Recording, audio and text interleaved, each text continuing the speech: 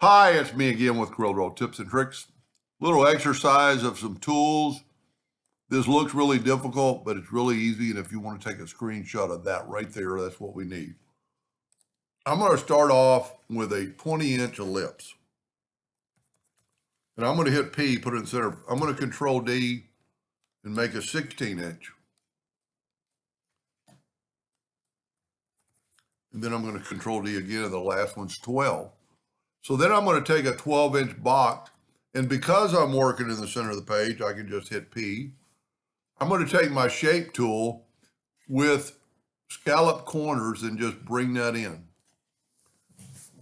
Now I'm going to take this middle ellipse and set my nudge factor on 2 inches and just move that over. Now I'm going to Control D that, alternate C to have it rotate from the center, and rotate it a negative 90 degrees or 270 degrees. Then we just need to take away 2 lines with the virtual segment delete key. That line and those, well, basically 3 lines and that line. I missed it the first time. Now I'm going to go ahead and group this together, Control G, because I want to move it out of the way in a minute. I'm going to take my Smart Fill tool. You know what? I'm going to use that are burnt orange this time. Now I can, because we're in the center of the page, I can move this wherever I want. Now I'm going to use the interactive fill tool to make it a little pizzazz. And I'm going to put dark.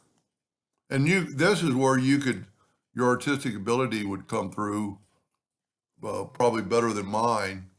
I have very little artistic ability, but we just want a little bit of darkness in that. Now I'm going to put a little white in the middle. And you know what? I think that's going to look good. I put a blue on both sides to kind of limit it. Well, I was using blue before, but I think it looks pretty good like that. So because we're right in the center of the page, Control D, alternate C, and we'll rotate it back 90 degrees, and then Control D, Control D. It doesn't really get any easier than that. And that's pretty cool. Now, you could play around with make it, your own pattern. You could put yellow, no lines, white lines. I think no lines are probably going to be the best. But, use the interactive fill tool. If I look at it now, maybe I want the interactive fill tool to go down in that tail a little bit more. But anyway, just kind of take a screenshot. Just remember, you can make it any size, but just bring it in. And you don't have to know, we did 20 inches, and then we did Control D, and we did a 16.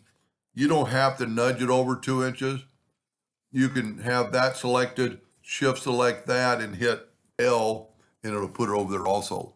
But a lot of times when you're having 3 circles, it's easier to me just know the measurement. Even though it's 4 inches different, to move it over 2 to get it to the edge. Anyway, I hope that gave you an idea or two, and thank you for watching.